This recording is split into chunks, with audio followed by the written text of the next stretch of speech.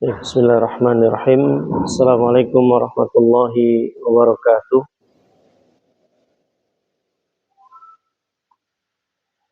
Innal hamdalillah nahmaduhu wa nasta'inuhu wa nastaghfiruhu wa natubu ilaih. Wa na'udzu billahi min shururi anfusina wa sayyiati a'malina. Man yahdihillahu fala mudilla lahu wa man yudlilhu fala hadiyalah. Asyhadu an la ilaha illallah wahdahu la syarikalah. Wa asyhadu anna Muhammadan abduhu wa rasuluhu la nabiyya wa la rasula ba'da. Qala Allah ta'ala fi kitabihil karim, ya ayyuhalladzina amanu taqullaha haqqa tuqatih wa la tamutunna illa wa antum muslimun. Wa qala ta'ala, ya ayyuhan nasu taqu rabbakumul ladzi khalaqakum min nafsin wahidah wa khalaqa minha zawjaha wa batha minhuma rijalan katsiran wa nisaa'a wattaqullaha alladzi tasaaluna bihi wal arham innallaha kana 'alaikum raqiba.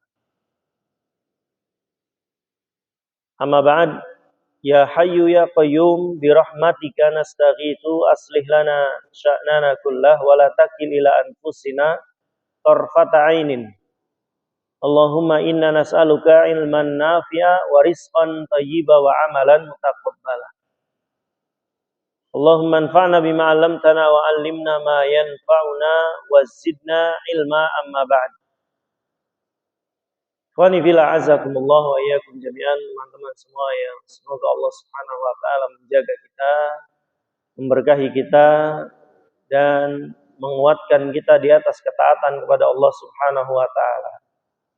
Kita memuji Allah Subhanahu wa taala atas kenikmatan yang Allah anugerahkan kepada kita sampai dengan malam hari ini, dan semoga kenikmatan-kenikmatan yang semacam ini tidak terlepas dari diri kita. Karena bagaimanapun ikhwani fillah azakumullah, kenikmatan-kenikmatan yang sifatnya khusus seperti ini tentu patut kita jaga. yakni kenikmatan yang tidak semuanya Allah Subhanahu wa taala berikan. Di antara sekian banyak manusia, Allah pilih di antaranya meyakini Islam sebagai agama yang ada di sisi Allah Subhanahu wa taala. Di antara sesama muslim pun Allah pilih sebagiannya orang-orang yang mau mengikuti sunnah Nabi sallallahu alaihi wasallam dalam kehidupannya. Di antara yang mengikuti sunnah pun ada orang-orang yang Allah Subhanahu wa taala berikan kemampuan dia untuk ibadah. Ada yang sholat duha, ada yang datang ke pengajian, seterusnya. Artinya malam hari ini adalah kenikmatan yang Allah Subhanahu wa taala berikan atas kita, di mana Allah kembali memudahkan kita untuk kita bisa mendatangi kebaikan. Teman-teman semua azakumullah, tema dari bab kita yakni tentang yakin dan istiqomah merupakan dua pembahasan yang sangat besar dalam agama kita. Karena dua hal ini sesuatu yang akan kita bawa dari mulai di dunia ini sampai Allah Subhanahu wa taala masukkan kita ke dalam surga. Apalagi berkaitan dengan istiqomah yang Allah Subhanahu wa taala sebutkan dalam banyak ayat, tatanazzalu alaihimul malaikatu alla takhafu wa la tahzanu. Ya, pada orang-orang yang mengucapkan la ilaha illallah, Allah katakan tatanazzalu, ini orang istiqomah, Allah akan turunkan atas mereka malaikat yang akan menenangkan dia saat sakaratul maut sampai dia bisa menjawab pertanyaan munkar dan nakir. Namun ketahuilah teman-teman, seorang tidak mungkin bisa istiqomah kecuali dia meyakini dia berada di atas kebenaran. Dalam dunia kerja kita saja, kita yakin nih, ya, bahwa tempat di mana kita bekerja bisa memberikan sesuatu dari urusan dunia kita. Kalau Anda tidak yakin, nggak mungkin bisa bertahan. Sederhananya begitu, ya. Tapi begitu kita yakin inilah tempat di mana bisa mencari dunia plus agama saya, kita akan istiqomah di dalamnya. Ya, karena berapa banyak tempat di antara urusan dunia ini yang mungkin secara finansial besar, tapi ternyata tidak mendukung agama kita. Sholat susah, Jumatan susah, seperti sebagian saudara-saudara kita yang mungkin bekerja di wilayah-wilayah yang minoritas beragama Islam. Artinya, yang saya mau tekankan, seorang yang bisa istiqomah minimal dia harus yakin dulu terhadap sesuatu yang dia sedang jalani. Ya, kenapa kita bisa istiqomah dalam sholat 5 waktu? Ya karena kita yakin bahwa sholat adalah kewajiban yang akan dapat pahala dan masuk surga, kan gitu. Sehingga kita seumur hidup akan melaksanakan sholat, istiqomah di atas sholat. Kenapa? Yakin bahwa sholat itu perintah Allah. Sederhananya begitu. Ya, kita sedekah terus tiap hari, besar kecilnya terserah, urusan kita masing-masing. Tapi kita istiqomah setiap hari, 5.000 selama 365 hari. Kenapa? Yakin Allah akan menggantinya, yakin Allah akan beri pahala. Jadi istiqomah lahir ketika ada keyakinan. Ketika keyakinannya ada keraguan, ya sulit. Benar enggak ya, saya mau sedekah diganti 10 sampai 700 kali lipat. Dia enggak yakin. Ya mungkin besok enggak lagi. Kan gitu, ya. Kayak sekarang nih orang haji, kan nggak sedikit uang yang dikeluarkan, ya. Apalagi yang plus, apalagi yang mungkin yang furoda. Kenapa dia bisa melakukan itu? Ya dia yakin bahwa ini perintah Allah dan ini kebaikan, Allah akan ganti dan Allah akan hilangkan kefardhan puluhan. Ada keyakinan dulu kan, untuk dia bisa istiqomah. Apa saja? Ya, kita melakukan sesuatu kalau mau terus-menerus kita harus yakin saya di atas sesuatu ini benar. Kurang lebih begitu. Maka yang kita perbaiki malam hari ini adalah keyakinan dulu. Sebelum kita bicara istiqomah, kita perbaiki keyakinan kita. Teman-teman, syarat seorang beriman pertama kali sebelum Anda sholat, zakat, puasa, haji dan lainnya, Anda harus yakin terhadap urusan yang ghaib. Kan begitu? Alif lam mim dzalikal kitabul la raiba fihi hudal lil muttaqin alladzina yu'minuna bil ghaib. Yakin dulu terhadap yang ghaib. Allah, yakin enggak adanya Allah? Yakin, buktinya kita tetap sholat. Kan gitu. Buktinya kita sujud meskipun enggak pernah kita lihat. Pahala, warnanya apa? Bentuknya kayak apa? Tapi kita yakin ada namanya pahala dan balasan surga. Surga nggak pernah kita lihat, tapi kita yakin ada. Itulah yang menyebabkan kita sampai bertahan hari ini sujud. Kan gitu, ya. Kalau nggak ada keyakinan, nggak mungkin saya mau sujud. Ini anggota termulia dari badan saya, kepala ini. Sepakat, Anda pun begitu. Mau saya tempelkan ke bagian terendah, maaf, bahkan lebih rendah dari ya belakang kita, gitu kan? Ya karena saya yakin inilah cara terbaik dan inilah cara terdekat saya dengan Allah. Kan gitu. Makanya sekian puluh tahun kita tetap bertahan. Kenapa? Ada keyakinan di hati ini bahwa inilah sujud yang diperintahkan Allah. Maka kita ikhwan perbaiki keyakinan dulu untuk kita bisa istiqomah. Ada orang yang mungkin sholat malam terus panjang hidupnya, ada yang puasa Senin Kemis, ya dia yakin ini berpahala. Padahal lapar loh orang puasa. Kan gitu sederhananya. Dia lapar, dia haus, dia capek. Kenapa dia lakukan itu sampai istiqomah berpuluh tahun selama hidupnya? Jadi dia yakin. Ini akan begini. Ini akan menghasilkan. Kan gitu. Ya, sama. Orang yang melakukan kesesatan pun sama. Kenapa ada orang melakukan kesesatan lama banget? Dia yakin akan berhasil. Kan gitu. Ya, iblis aja punya keyakinan. Kalau dia umurnya panjang, dia akan bisa menggoda banyak manusia. Maka tiap detik dia ganggu manusia. Kenapa? Yakin ini akan berhasil. Kan gitu. Ya. Maka tidak ada istilah istiqomah dalam melakukan kebaikan kecuali Anda harus meyakini ini sebuah kebaikan.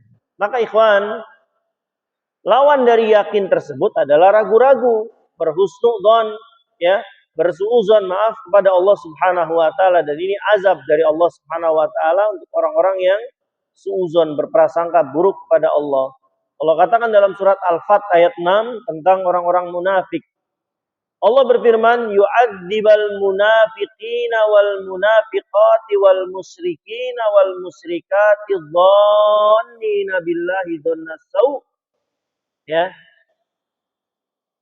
Allah mengazab orang-orang munafik laki-laki dan perempuan. Perhatikan redaksi ayatnya. Allah mengazab orang-orang munafik laki-laki dan munafik perempuan. Orang kafir yang laki-laki, musyrik yang laki-laki dan musyrik perempuan. Kenapa kata Allah? Dhannina billahi dhannasau. Mereka punya prasangka buruk terhadap Allah. Enggak yakin. Benar enggak sih? Makanya sering kan kita ucapkan, saya sudah sholat, saya sudah puasa, saya sudah zakat. Kok kayak gini-gini aja? Ini orang nggak yakin. Makanya besoknya nggak mau sholat lagi. Cuma saya sholat, cuma saya puasa, cuma saya doa nggak dikabulin. Kenapa begini? Kenapa hasilnya begini? Ya tadi. Dia nggak yakin bahwa pertolongan Allah pasti datang. Dia nggak yakin Allah pasti mengabulkan. Hanya perlu waktu. Saya pernah katakan, ikhwan, Allah menetapkan kita harus ngangkat tangan 500 kali. Baru doa itu mustajab. Nah kita baru 400 kali, 100 kali lagi itu udah nyerah. Sama ke orang naik sepeda. Anda dari sini mau ke kota Cirebon butuh 1000 kali kayu. Kan gitu. Baru 800 Anda udah berhenti, capek saya. Ya nggak akan sampai kota Cirebon. Sederhananya begitu. Sama kayak Anda berdoa. Maka pernah saya katakan, satu-satunya sebab yang nggak boleh kita tinggalkan di dunia ini hanya doa. Ada orang sakit, duitnya mungkin habis buat beli obat. Boleh dia nyerah, duitnya nggak ada. Boleh dia berhenti dari bayar dokter, nggak ada duitnya. Boleh dia berhenti bersewa alat, nggak ada duitnya. Tapi satu yang nggak boleh hilang, doa. Selama ada doa, selama masih terus berdoa, selama itu kesempatan juga akan terbuka. Kalau dia berhenti, turunkan tangannya, kesempatan hilang. Paham? Ini sederhana, ikhwan fillah azakumullah. Maka hati-hati, ya. Prasangka buruk, ya, ini mengikis keyakinan seorang hamba. Ikhwan, saya ambil beberapa contoh, ya. Mengapa kita harus berbuat atau berprasangka baik kepada Allah untuk melahirkan keistiqomahan. Jadi paham ya konsepnya ya. Seorang yang istiqomah karena dia meyakini dia dalam kondisi dan di jalan yang baik. Kan gitu, ya. Kenapa kita harus berprasangka baik kepada Allah? Yang pertama karena Allah Maha Baik. Saya ulangi, kenapa kita harus berprasangka baik kepada Allah? Karena Allah Maha Baik. Dari sini aja udah cukup sebetulnya dalil itu. Kenapa kita wajib berkeyakinan baik terhadap, karena Allah Maha Baik. Sederhananya begitu. Dalilnya mana? Dalam surat At-Tur ayat 28 Allah berfirman, Innahu huwal barur rahim. Sungguhnya Allah Subhanahu wa taala al-bar. Al-bar itu maknanya Allah yang Maha Baik dan Maha Penyayang. Ikhwan, kita lihat contoh praktek para nabi dan rasul dalam meyakini Allah Maha Baik. Saya pernah masukkan ke hati kita semua satu ucapan yang harus kita pegang seumur hidup. Apa itu? Al-khair khiratullah. Masih ingat ini? Yang terbaik adalah pilihannya Allah. Baik. Kita ambil contoh. Dulu ibundanya Nabi Musa ketakutan anaknya akan dibunuh. Ya kan? Karena Fir'aun memerintahkan kepada seluruh bala tentaranya bunuh setiap bayi laki-laki yang lahir dari keturunan Bani Israel. Karena dia mimpi bahwa dia dan kerajaannya akan dihancurkan oleh laki-laki dari Bani Israel. Dia nanya ke dukunnya, dukunnya bilang, ya akan terjadi seperti ini. Ya, kalau diperintahkan, seluruh bayi yang lahir dari keturunan Bani harus dibunuh. Singkat cerita, Musa bayi ini lahir. Ya, diumpetin sama ibunya kurang lebih 3 hari. 3 hari. Ya, tapi kan yang namanya bayi kan tambah gede. Masa mau dibingkem aja? Ya. Kalaupun dia nggak haus karena minta nyusu, minimal kotor. Entah pup, entah pipis, nangis juga dia. Entah digigit semut, entah digigit nyamuk, dia nangis. Adalah bayi itu banyak nangis tuh kan. Nggak mungkin disembunyikan terus. Coba saya tanya pada antum semua. Harus dengan cara apa ibunya Musa untuk menyelamatkan Musa. Dibawa lari, itu cara kita kan? Dibawa lari sejauh-jauhnya supaya tidak dibunuh. Itu cara manusia, teman-teman. Ya. Diumpetin terus, itu cara kita. Tapi caranya Allah beda. Paham? Caranya Allah beda. Disuruh bayi ini dihanyutkan ke Sungai Nil. Sungai Nil, satu-satunya sungai yang membelah negara. Ada Indonesia nggak punya kan? Sungai seperti ini, panjang, luas, besar. Ya, ya kita sungai yang membelah kabupaten, kota Jawa Barat, Jawa Tengah. Ya, gedenya kayak gitu kan? Kita mau ke Jawa Tengah kan lewat sungai itu. Ya, ke arah sana kita lewat juga. Itu baru membelah provinsi. Gimana membelah negara? Yang saya mau katakan, Allah itu maha baik. Gak ada cara lain kecuali harus dihanyutkan. Kalau ibunya Musa saat itu menolak, gak ada kisah Musa selanjutnya. Kan gitu. Ya, karena Allah maha baik, dia harus punya keyakinan Allah maha baik dan Allah tidak akan jahat. Mau gak mau harus nurut. Tapi kalau ibu ini tidak punya keyakinan terhadap Allah bahwa Allah maha baik, mungkin gak akan mau. Apaan masa anak saya harus dihanyutkan ke sungai. Tapi ini caranya Allah, teman-teman. Kalau cara kita tadi dibawa kabur, diumpetin, ya, atau gimana caranya, ya, supaya tangisan bayi ini tidak sampai terdengar oleh pasukan Fir'aun. Tapi caranya Allah beda. Allah minta ibunya untuk dihanyutkan ke sungai. Sama kayak antum.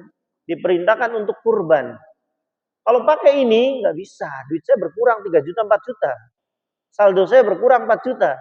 Saldo saya berkurang 3 juta. Kalau Anda tidak yakin nggak akan mau. Ya kan? Apalagi kalau kita bicaranya cuma daging. Ya dengan duit 4 juta kalau niatnya daging ke pasar bawa berapa puluh kilo kita. Dengan 4 juta itu. Tapi kan kita nggak niatin daging. Kan gitu. Ya, kita niatin pahala include dari situ terserah. Anda mau ngambil hak Anda atau enggak, serah urusan. Tapi ada keyakinan di diri kita, Allah akan ganti. Ini ibadah kepada Allah. Ibunya Musa yakin. Inilah cara yang dipilih Allah. Meskipun otak manusia nolak. Ya gimana lah bayi 3 hari dihanyutin di sungai. Padahal tujuannya untuk selamat dari pembunuhan Fir'aun. Malah di titik berbahaya juga. Mengalir bayi ini nyangkut di mana? Di istananya Fir'aun. Saya nanya, yang milih dihanyutkan siapa? Allah. Yang milih nyangkut di istana Fir'aun siapa? Allah. Coba kalau saat itu ibunya sudah prasangkanya buruk, jahat Allah tuh. Sudah nyuruh dihanyutkan, nyangkut pula di istana. Padahal tujuan saya ingin menyelamatkan bayi ini. Paham? Tapi caranya Allah tuh beda. Sama. Kayak Nabi Ibrahim, waktu mau dicemplungin ke api. Coba saya nanya. Cara kita manusia untuk menyelamatkan manusia dari dibakar gimana? Ya dipadamkan api, disiram. Turunkan hujan. Itu cara manusia. Madamkan api dengan air. Itu caranya manusia. Caranya Allah tidak begitu. Biarkan api menyala seperti gunung. Gunung apinya itu. Dia kan nggak dijongklokin, nggak dicorokin. Dilempar dari jauh karena apinya gunung besar. Caranya manusia, ya Allah turunkan hujan, padamkan api. Cara manusia, madamkan api dengan air. Tapi caranya Allah tidak begitu. Apa caranya Allah? Hah? Caranya Allah gimana? Diperintahkan kepada api yang nari kuni bardan wa salaman ala Ibrahim. Biarkan dia menyala. Biarkan angin menghembus tambah besar. Biarkan kayu bakar ini terus menyala. Tapi api ini sejuk atas Ibrahim. Itu baru caranya Allah. Paham? Caranya Allah untuk menyelamatkan Nabi Musa gimana? Caranya manusia, datangkan pasukan dari langit, suruh bunuh pasukan Fir'aun. Itu caranya manusia. Atau datangkan perahu-perahu besar, Bani Israel naik, bawa ke seberang sana. Itu caranya manusia. Caranya Allah gimana? Hah? Gimana caranya Allah? Dibelah laut menjadi 12 jalan. Itu caranya Allah. Kalau tidak yakin nggak bisa seperti ini. Paham maksud saya? Allah itu punya cara tersendiri. Allah maha baik terhadap apa yang akan Allah Subhanahu wa taala putuskan atas kita. Maka ikhwan azakumullah, ya, Nabi Musa nggak akan sampai di titik dia punya julukan Kalimullah. Satu-satunya manusia yang diajak bicara di dunia oleh Allah langsung hanya Nabi Musa. Ya, hanya Nabi Musa. Nggak akan sampai di titik kemuliaan ini kalau ibunya waktu itu nggak yakin akan perintah Allah. Paham maksud saya? Kalau ibunya waktu 3 hari umur dia nggak yakin akan pertolongan Allah, nggak akan ada kisah Musa. Kisah Musa dan Bani Israil ini kisah terpanjang dalam Al-Quran. Mengalahkan kisah Rasulullah dan para sahabatnya. Kisahnya Nabi Musa dan Bani Israil terpanjang dalam Al-Quran. Nggak ada kisah-kisah ini kalau hari itu ibunya tidak yakin akan perintah Allah. Sekarang Anda dan saya hanya diperintah untuk sholat, ya. Apalagi kayak Nabi Ibrahim disuruh ngasingkan bayi. Coba kalau nggak hari itu nggak yakin, nggak ada Zam-Zam, nggak ada Ka'bah, nggak ada haji, nggak ada umroh. Kalau hari itu dia nolak perintah Allah untuk mengasingkan bayinya dan istrinya yang baru melahirkan, kan gitu. Tapi dia yakin ini perintah Allah dan yakin Allah akan menjaga anaknya dan istrinya. Paham maksud saya? Ya, yakin dia Allah tidak akan menyia-nyiakan, Allah akan menjaga putranya dan ibunya. Ya, jadi nggak ada Zam-Zam, nggak ada haji umroh dan seterusnya dari kehebatan-kehebatan di Baitullah, ya, haram. Kalau saat itu Nabi Ibrahim tidak yakin terhadap perintah Allah. Jadi semuanya berawal dari keyakinan dulu, ikhwan. Ya, nggak ada yang mau infak kalau nggak yakin akan pahala. Nggak mau dia. Apalagi kita bicara manusia, punya duit 4 juta, diberikan kurban, bawa ke masjid, pulang paling berapa kilo dapat. Coba bawa ke Alfamart. 4 juta bawa, pulang bawa apa 4 juta? Hah? 4 juta dibawa ke Alfamart. Kira-kira pulang bawa apa? Ya bawa 10 kresek kayaknya. Ya kan? Kenapa dia nggak yakin? Soalnya kalau saya masukin ke kotak infak, ya pulang saya tangan kosong. Mending saya bawa ke Alfamart. Kan gitu. Itulah ikhwan, keyakinan itu mahal. Ya, keyakinan itu mahal. Apa yang menyebabkan bila rela disiksa, diseret sampai ditindih? Keyakinan di hatinya bahwa agama Islam ini agama yang benar. Ada orang mau direla begitu. Dulu ada Masitoh. Masitoh ini penyisir, bukan nama orang Masitoh ini. Salah satu jabatan di istana Fir'aun khusus untuk nyisir rambut putri-putri Fir'aun. Ini namanya raja. Ya, ada tukang masaknya, ada tukang nyisirnya, ada tukang nyuci, ya, layaknya penguasa-penguasa ya saat itu. Ada satu kerjaan yang khusus nyisir Masitoh, keluarga Masitoh. Singkat cerita, dia masuk Islam. Ini hidayah Islam juga mahal. Bayangin, benteng kekafiran, ya, di pusaran kekafiran Islam bisa masuk. Kalau bukan karena Allah nggak bisa. Ya kan? Masuk lewat mana? Siapa ustadz yang ke situ? Ya kan? Masuk langsung ke hati Bilal, ke hati Masitoh. Saya mau kisahkan Masitoh. Singkat cerita, dia ketahuan oleh Fir'aun tentang keislamannya. Fir'aun mengancam 2 hal, 2 pilihan, ya.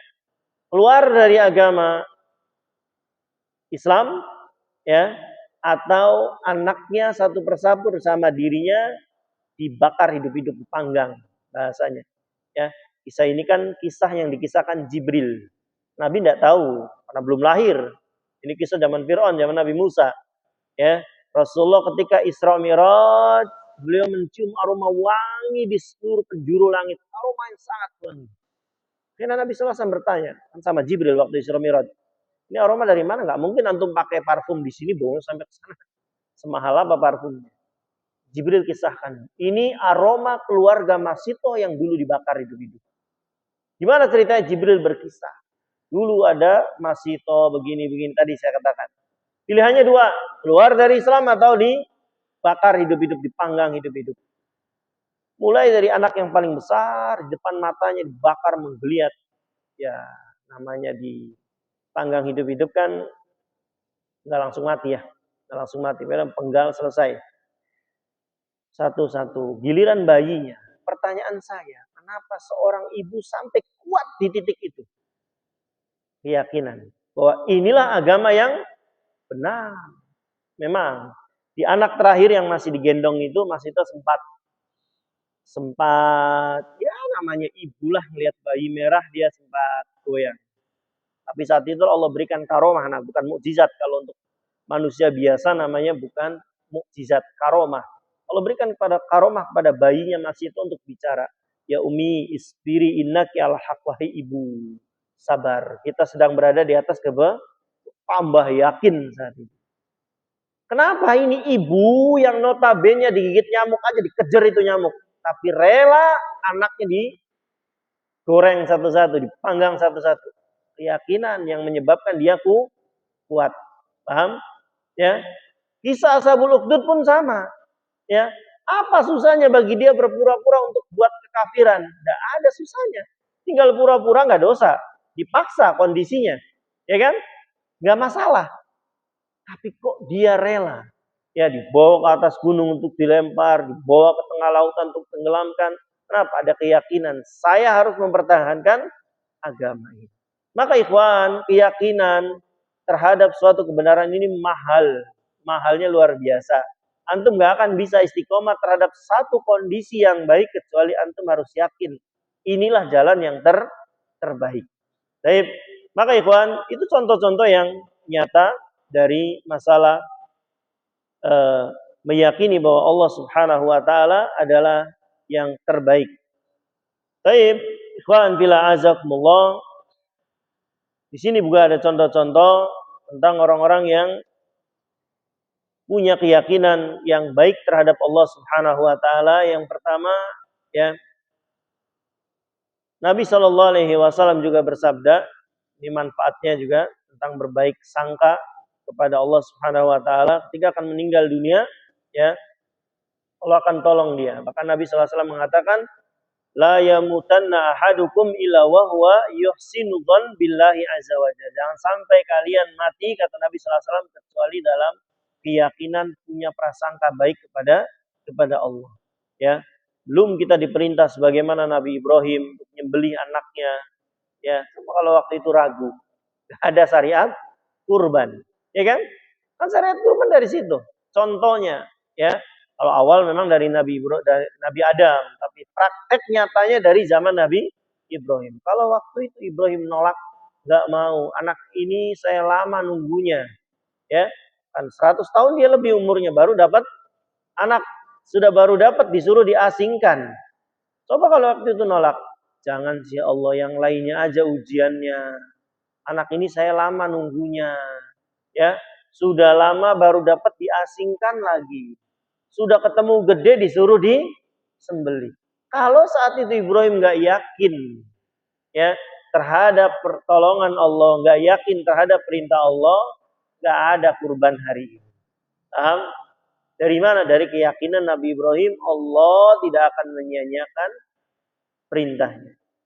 Sama dengan Nabi Ismail alaihissalam, ketika dia nggak yakin Allah akan menolongnya, begitu bapaknya bilang, wahai anakku, apa pendapatmu? Saya bermimpi untuk apa? Menyembelih. Apa jawabnya? If'alu ma tu'mar. Laksanakan apa yang menjadi perintahmu. Dia yakin tidak akan terjadi apa-apa. Kok bisa seperti ini? Tadi ada keyakinan besar dalam hati mereka, ini enggak apa-apa. Ini keyakinan mahal. Kita dalam hidup ini, ikhwana azakumullah, ya namanya hidup, nanti akan ada satu sandungan, akan ada satu musibah yang tidak sesuai harapan. Yakinilah bahwa itu yang terbaik. Ya, ada satu kisah ikhwan yang belum lama saya baca. Ini kisah nyata. Ya, jangan pernah berburuk sangka kepada Allah. Jangan pernah. Ya, tetap berbaik sangka karena Allah Maha Baik. Di tahun 2021 ini kejadian besar, ikhwan. Ya, dan kisah ini ma'ruf, ya, dibahas seluruh dunia. Ada satu pesawat yang nyungsep di hutan Amazon di tahun 2021, nanti mencari aja, ya. Singkat cerita, ada satu yang hidup, ya pilotnya hidup Amazon, ya hutan yang tidak tahu ujungnya di mana. Ya, ya kan seperti padang pasir. Kalau di padang pasirnya tidak tahu ujungnya mana. Amazon juga tidak tahu ujungnya mana. Singkat cerita, ya sampai kurang lebih hampir 60 hari, 61 hari kalau saya tidak salah ingat. Dia bertahan hidup dengan apa yang dia bisa makan. Ya, di 61 hari, ya sekitar 60 harian lah. Doa dia hanya satu. Karena dia kedinginan, terus hujan di hutan Amazon. Bukan hujan kan dia. Ya, doa dia satu. Ya Allah, hentikan hujan. Paham? Karena hujan ini, ya kalau makanan dia masih bisa dapat daun. Ya, minum dia masih dengan hujan. Gampangannya gitu. Aman. Satu-satunya yang mengancam nyawanya adalah kedinginan. Paham? Maka doa dia satu. Apa? Hentikan hujan. Paham? Satu-satunya doa beliau, ya Allah hentikan hujan. Ternyata hujan nggak berhenti-berhenti. Paham? Di satu titik dia pingsan. Ya, di samping sungai. Dia diselamatkan oleh 3 ya warlock lah yang lagi nyari sesuatu. Selamatkan. Ya. Kata 3 warlock ini, warga lokal ini, ya, kamu siapa? Ya cerita panjang lebar. Dan pilot ini bertanya, kok kalian bisa sampai di sini? Perhatikan, kok kalian bisa sampai di sini, kata pilot tersebut. Mereka menjawab, kami bisa ke sini hanya kalau sungainya banjir. Paham? Kami bisa sampai di sini kalau sungainya banjir. Ya, kalau enggak bisa kering, kita nggak bisa ke arah sini. Kebetulan banjir, jadi kami bisa lewat sini. Kami temukan. Paham maksudnya? Ya, laki-laki ini baru ingat terhadap sesuatu. Yang selama ini dia doakan berhenti justru yang menyelamatkan dia. Paham? Kalau hujan ini berhenti, selamat enggak dia? Enggak. Enggak ada perahu yang lewat situ, enggak bisa. Karena datarannya tinggi. Paham? Begitu kita itu dalam hidup, ikhwan. Ya. Kadang kita minta, ya Allah, jangan. Malah kena. Anda enggak tahu. Ya. Ada kebaikan apa? Coba kalau saat itu hujan berhenti, mati dia. Enggak ada yang nyampai situ. Lihat kata 3 orang ini, kami hanya bisa di titik ini kalau hujannya deras dan banjir. Baru kita bisa lewat. Paham? Yang dia berdoa tiap hari selama lebih dari 60 hari supaya hujan berhenti, ternyata caranya Allah yang maha baik harus dengan hujan. Kalau nggak hujan dia mati nanti. Paham? Begitu ikhwan. Kenapa kita mesti berprasangka baik kepada Allah Subhanahu wa taala? Nah, jauhlah dari kisah-kisah Nabi yang saya kisahkan tadi. Tidak akan ada Musa yang besar dan agung kecuali harus dihanyutkan ke sungai Nil dulu. Kecuali harus makan bara api dulu dari Fir'aun. Kecuali harus nyangkut. Kecuali dan seterusnya. Nggak akan ada Nabi Yusuf alaihi salam yang jadi raja dan nabi. Nggak akan ada Raja Yusuf dan nabi kecuali harus apa? Masuk dulu ke sumur. Dijadikan budak, ditemukan sama orang lewat kan ya. Wah, ini jadi budak, dijual di pasar. Jadi budak bertahun-tahun. Dijadikan narapidana, masuk penjara dulu kan dia. Baru sampai di titik dia menjadi nabi dan raja. Artinya ikhwan, coba kalau saat itu suuzon dulu dari awal. Gak ada kisah Yusuf alaihissalam. Kisah terbaik yang ada dalam Al-Quran. Maka ikhwan, bila azakumullah, ini hal yang sederhana yang kita harus pahami dalam konsep kehidupan ini. Apa? Jangan pernah berprasangka buruk kepada Allah Subhanahu wa taala, karena Allah Maha baik, Dia Maha berilmu. Tahu ya mana yang terbaik untuk kita dari kisah-kisah yang sudah kita bawakan tadi. Baik ikhwan, bila azakumullah wa iyyakum jami'an.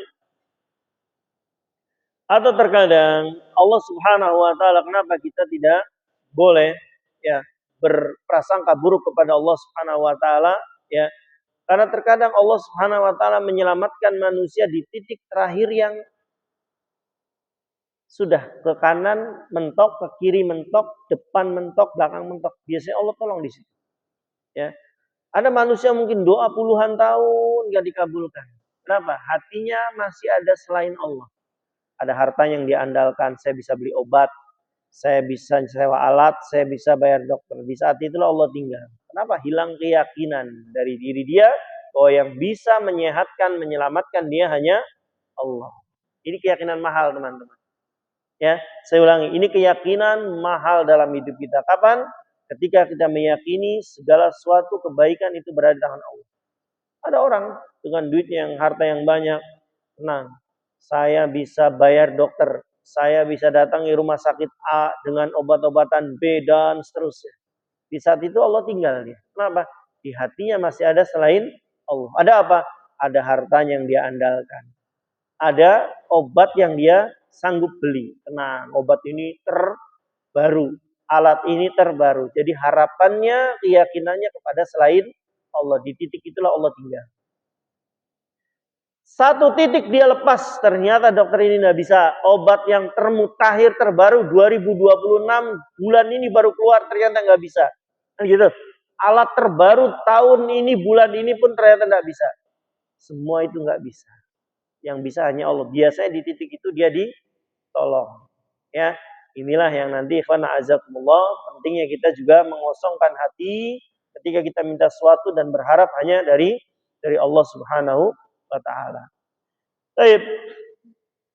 Di titik ini Nabi Musa pernah mengatakan, di depan Laut Merah, belakang pasukan Fir'aun, dia mengatakan, ya kalla inna ma'iya rabbi sayahdi. Ya, ketika Bani Israel sudah putus asa, ya, depan mati, belakang mati, Musa tidak kehilangan keyakinan terhadap Allah. Dia mengatakan, ya, sekali-kali tidak akan tersusul, kata Nabi Musa, tenang, kita nggak akan bisa disusul, ya. Inna ma'iya rabbi, bersama kita ada Allah. Keyakinan Allah bersama kita. Selamat enggak? Selamat. Abu Bakar pernah khawatir ketika dikejar, kan hijrah sama Nabi SAW, bersembunyi di gua Tur saat itu. Ingat ya, guaan sembunyi. Kaki orang kafir itu sudah di atas kepala karena letak dari gua ini menjorok ke bawah. Ya, bukan seperti gua-gua pada umumnya yang sedatar gitu kan, enggak. Dia menjorok ke bawah, ya, sehingga kaki-kaki orang kafir sudah kelihatan oleh Abu Bakar. Dia nangis menggigil ketakutan.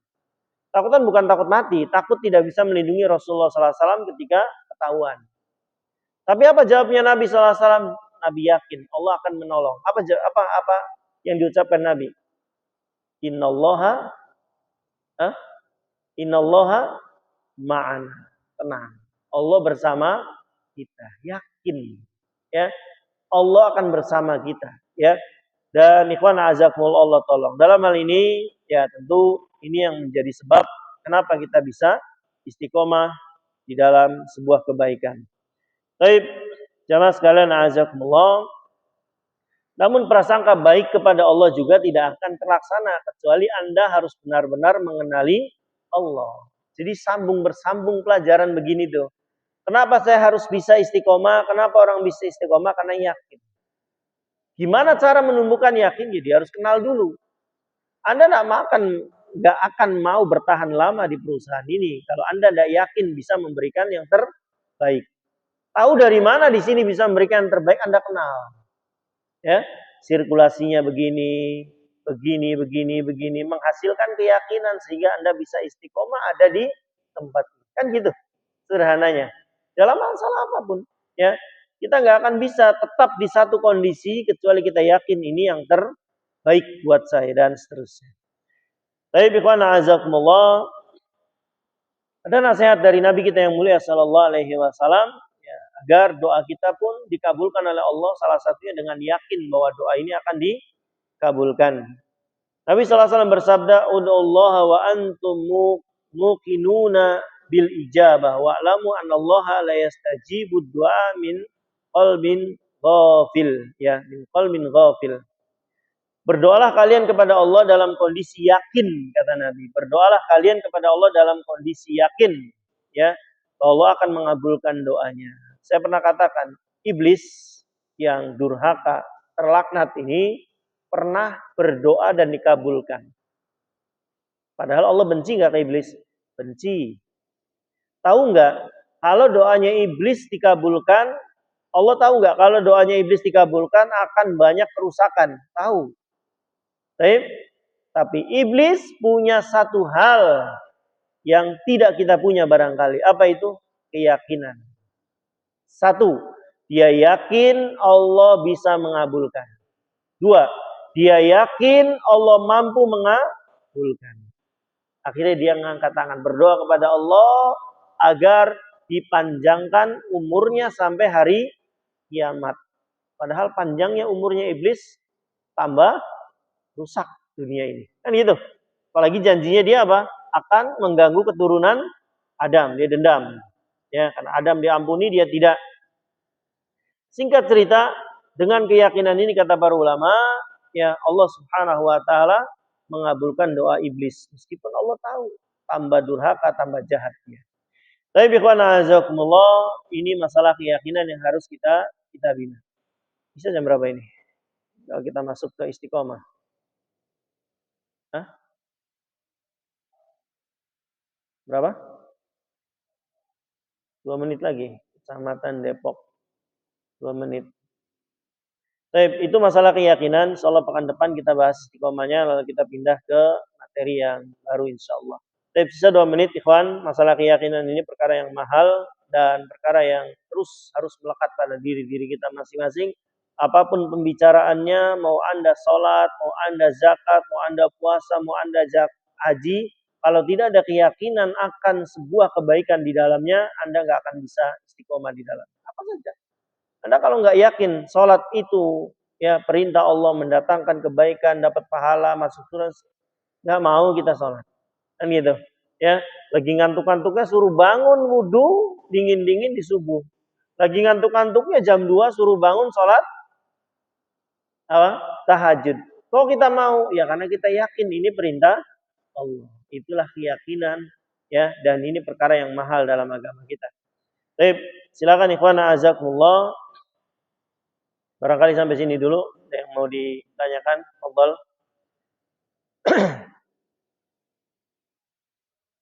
Silakan, tersisa waktu 1 menit lagi malah. Monggo.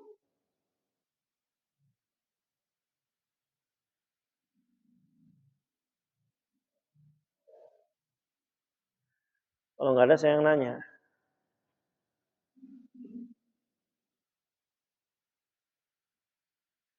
Siapa yang mau ditanya kira-kira? Mas Saiful ya. KM-nya. Pak Haji, sayanya takut durhaka, Mas. Anak muda nanya orang tua. Coba Haji. Nah, beliau nunjuk Mas Saiful. Mas Saiful. Pertanyaan gampang kok. Kan pembicaraan kita dua. Ada yakin dan istiqomah. Ya, tadi saya katakan. Ya, ada pondasi yang besar untuk bisa menghasilkan istiqomah. Istiqomah kan ending. Ending.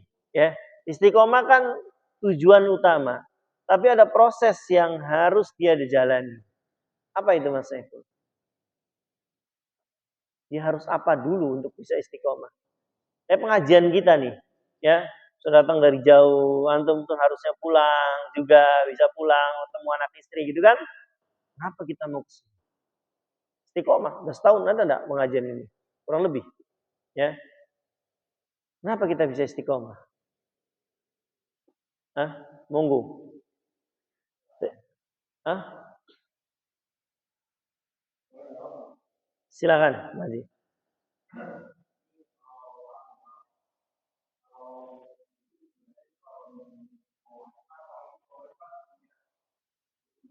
Terus menerus dalam kebaikan. Sakinah, wakinah, warahmah. Dalam pernikahan ya. Ayah.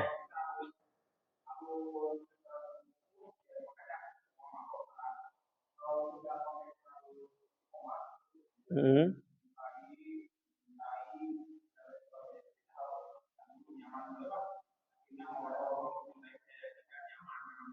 Sahih. Betul. Berarti keyakinan, Pak. Keyakinan. Ya itulah. Ya, maka semua ketaatan yang terus-menerus kita lakukan sumbernya adalah kita yakin. Ya kayak tadi, logika sederhananya. kita bisa lama di sini bertahun-tahun karena kita yakin di tempat ini saya nyaman, di tempat ini saya yakin bisa memberikan sesuatu yang saya cari. Berarti keyakinan ini adalah landasan utama untuk menghasilkan istiqomah. Kenapa orang mengeluarkan uang puluhan juta untuk haji, umroh, kurban, dan hal-hal yang lainnya, untuk bangun masjid sampai miliaran? Karena dia ada keyakinan bahwa saya dapat pahala. Ada keyakinan saya akan masuk surga. Inilah alladzina yu'minuna bil ghaib. Meskipun surga pahala tidak terlihat, tapi dia yakin ada. Dia yakin ini akan dia dapatkan. Maka ini ikhwan azakumullah, ya, satu hal yang penting untuk kita laksanakan terus, ya ini yakin akan semua janji Allah Subhanahu wa taala. Baik, ada lagi? Monggo.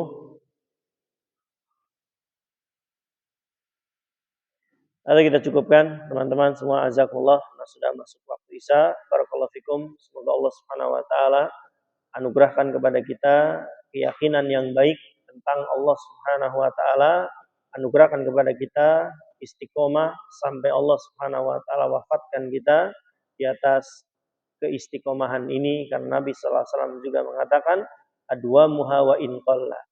A'malu ahabba ilallah adwa muha wa in qalla. Amalan yang paling dicintai oleh Allah yang dilakukan terus-menerus meskipun qalla, meskipun sedikit. Baik, kita akhiri dengan doa kafaratul majlis. Subhanakallahumma wa bihamdika asyhadu an la ilaha illa anta astaghfiruka wa atubu ilaik. Assalamualaikum warahmatullahi wabarakatuh.